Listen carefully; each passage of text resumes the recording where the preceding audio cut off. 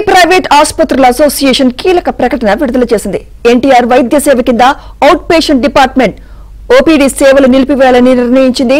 2500 కోట్ల రూపాయల బకాయిలు విడుదల చేయకపోవడంపై అసంతృప్తి వ్యక్తం చేసింది.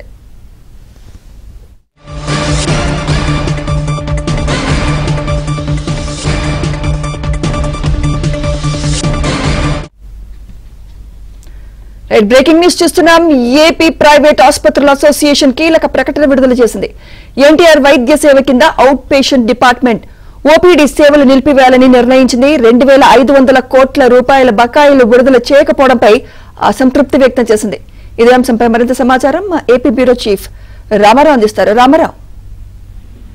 సుమిత్ర, ఎన్టీఆర్ వైద్య సేవ కింద సేవలు అందించే ఏపీ స్పెషాలిటీ ఆసుపత్రుల అసోసియేషన్ కీలక నిర్ణయం తీసుకుంది. ఓపీడీ సేవలు నిలిపివేయాలి అని చెప్పి అసోసియేషన్ నిర్ణయించడమే కాకుండా ఈ నిర్ణయం తక్షణమే అమల్లోకి వస్తుందని కూడా పేర్కొంది. తమకు ప్రభుత్వం నుంచి రావాల్సిన 2500 కోట్ల రూపాయల బకాయిలను విడుదల చేయకపోవడంపై అసోసియేషన్ అసంతృప్తి వ్యక్తం చేసింది. పలుమార్లు విజ్ఞప్తి చేసినప్పటికీ పట్టించుకోలేదు అని అసోసియేషన్ పేర్కొంది.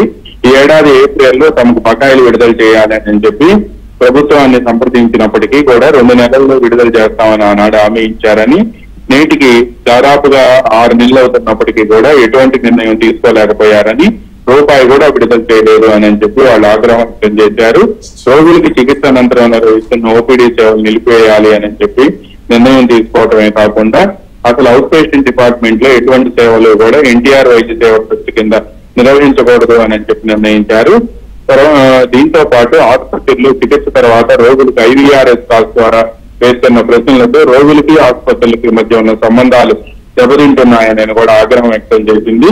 దీంతో పాటు యూనివర్సల్ హెల్త్ పాలసీ రూపొందించే సమయంలో కనీసం ఆసుపత్రులతో చర్చలు కూడా జరపలేదని అసంతృప్తి వ్యక్తం చేశారు.